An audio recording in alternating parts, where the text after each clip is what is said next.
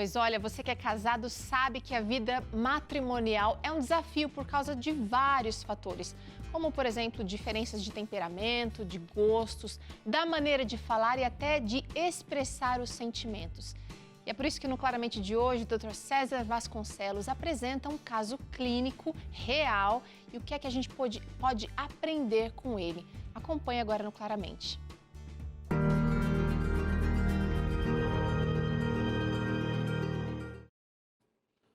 Olá, hoje eu vou falar de um assunto sobre relacionamento conjugal. Um homem centrado, calmo, que detesta brigas, com forte desejo sexual, responsável, trabalhador, controlador, estava casado há 20 anos com uma mulher explosiva, irritadiça, briguenta. Essa mulher sempre se comportara de forma irritada com seus filhos e marido, e esse marido funcionando como apaziguador, tentando colocar equilíbrio nos rompantes emocionais da esposa, sendo até certo ponto dependente emocionalmente dela. Essa mulher havia sido criada numa família complicada e a sua mãe acabou se separando do pai, que era explosivo com todos e que praticou adultério, não admitindo seus erros. Essa mulher, no seu casamento, também dificilmente admitia seus erros, prática comum de pessoas autoritárias, coléricas e dominadoras. Seu marido veio de uma família religiosa, discreta, com uma mãe sempre preocupada em cuidar da saúde e boa educação comportamental dos filhos e com um pai sereno. Ele era o certinho, que se casou com uma pessoa que nas brigas ironizava, dizendo que não tinha nada de certinha. Ou seja, em momentos de briga do casal, ela repetia, essa esposa dele, ironicamente, você é o certinho, eu sou errada. Esse ataque irônico dela poderia ser ironia pura e defesa, tipo, eu não quero parar para pensar em nossas dificuldades e meus problemas. Então ele ironizava e tirava o time de campo, e a ferida ficava aberta e sangrando. Uma pessoa pode usar a ironia por querer revidar, ou por se sentir insegura e não saber lidar com o problema, ou pode ser irônica por crueldade, porque sabe como ferir o outro. Esse casamento veio andando mais ou menos. Depois de 20 anos de casados, o marido descobriu que a esposa o traía há 1 ano e meio. Imagine um marido certinho, responsável, trabalhador, sempre paciente com a sua mulher explosiva, depreciadora dele, briguenta com os filhos, ficar sabendo que ela teve um caso com outro. Ele ficou arrasado. Procurou ajuda profissional pouco tempo depois de saber da traição. A esposa aparentemente abandonou o caso fora de casa, mas não queria aproximação com o marido, se irritando porque ele estava pegajoso, segundo ela. É muito difícil lidar com a dor da perda da confiança quando o problema atinge uma relação em que a confiança é uma das bases para o bom relacionamento, como é no casamento.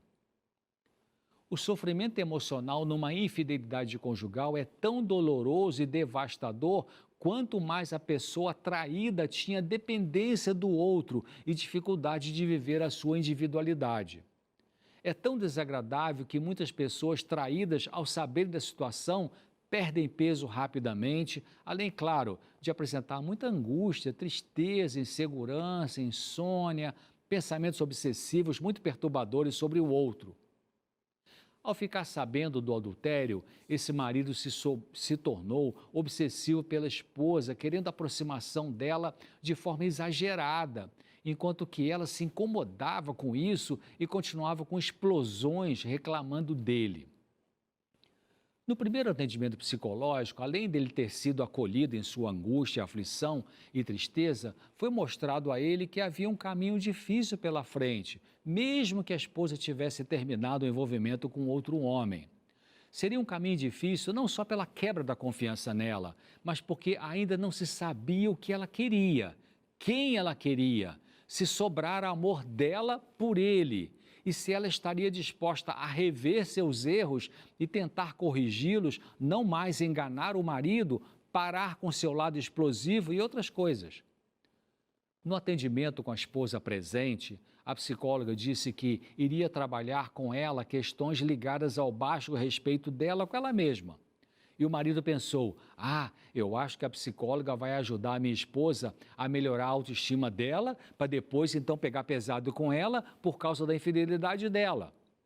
E ele pensou nisso porque ele imaginou que se a autoestima da esposa melhorasse, consequentemente ela iria melhorar o jeito dela ser com ele, incluindo afeto, fidelidade e outras questões. Mas foi mostrado a esse marido que esse raciocínio dele parecia ser mais uma coisa da obsessão dele por sua mulher e o consequente medo de perdê-la. É como se ele dissesse assim: que legal, a psicóloga disse na consulta com nós dois juntos que vai trabalhar a autoestima de minha esposa porque isso poderá consertar nosso relacionamento. Ele interpretou dessa forma a conduta da psicóloga porque parece que ele ainda não acreditava que poderia conseguir viver sem o afeto da esposa. Ele ainda não era autônomo emocionalmente. A sua dependência pela esposa era ruim para ele mesmo e ficava mais dolorido quando ela o rejeitava. Por exemplo, pedindo para ele não encostar nela ao irem dormir ou não abraçá-la quando ela chorou na terapia com a psicóloga. O desafio para esse marido era aprender a lidar com a sua angústia, desenvolver respeito próprio e independência emocional saudável, para não ficar submisso a uma mulher com rompantes que debochava dele e deixava no ar dúvidas sobre o amor dela por ele. O desafio para essa mulher era se humilhar, no bom sentido da palavra, né? Ou seja, descer do andor da arrogância e admitir que ela tinha falta de inteligência emocional, já que com frequência se deixava levar pelas emoções, perdendo o controle e atacando, ironizando, debochando do marido, não por erros importantes que ele apresentava.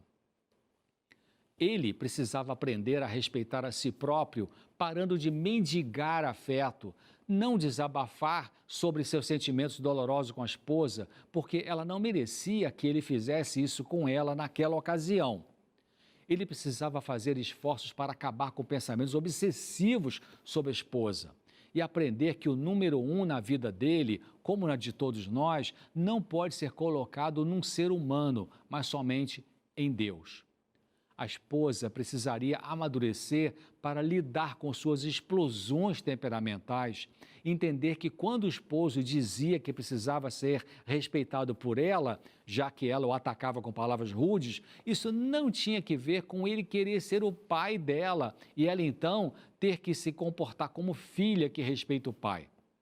Ele queria respeito e tinha direito a isso, igual ela também tinha o mesmo direito de ser respeitada por ele. Seria um grande desafio para ela obter saúde mental nesse ponto, porque é difícil uma pessoa autoritária admitir seus erros, tanto para si quanto para os outros, porque com esse perfil temperamental, geralmente ela tenta encontrar uma justificativa para os seus comportamentos ruins. Essa esposa precisaria perceber que ela repetiu o comportamento agressivo do pai dela e aceitar que a herança genética não é um fator determinante para o comportamento de uma pessoa. Ou seja, ela não poderia continuar no mesmo comportamento ruim, disfuncional, alegando que o marido é fraco e sensível demais e que ela não tinha nada que mudar. Não deveria seguir desculpando ou justificando atitudes agressivas que havia copiado do pai e as praticava com o marido.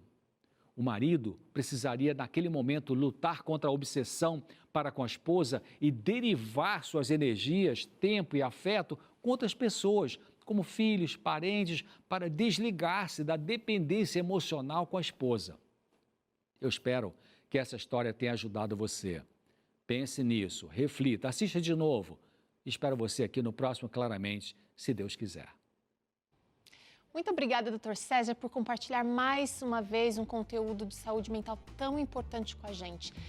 E você aí de casa pode rever esse e outros episódios do Claramente na nossa playlist do YouTube, tá? Acesse youtube.com/Vida e Saúde NT.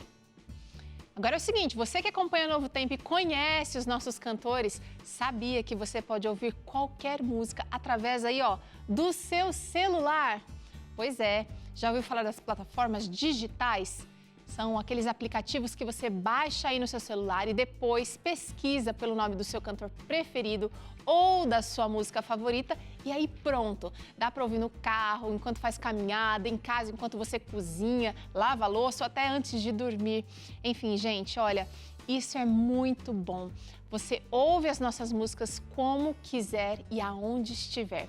E olha, tem mais. Nas plataformas Deezer ou Spotify, você ainda pode acessar uma playlist exclusiva que a gravadora Novo Tempo está sempre colocando ali as suas novidades. É só digitar aí no buscador, você digita Adore com a Novo Tempo nessas duas plataformas e aí você vai poder baixar para ouvir aonde e como quiser. Então faz o seguinte, pesquisa aí, olha, Adore com a Novo Tempo pelo Spotify ou Deezer. Ou você pode usar também o nome do cantor, pesquisa pelo nome do cantor, pelo nome da música favorita aí que você gosta. E aí você vai poder curtir aonde estiver as músicas que tocam o seu coração.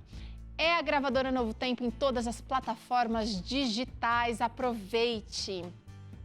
E a gente faz um rápido intervalo agora, mas na volta tem creme de mandioquinha por aqui, mandioquinha com legumes. Vida e Saúde vai bombar com essa receita, tenho certeza que você vai arrasar com ela aí também. Então não perde não, daqui uns minutinhos eu tô de volta.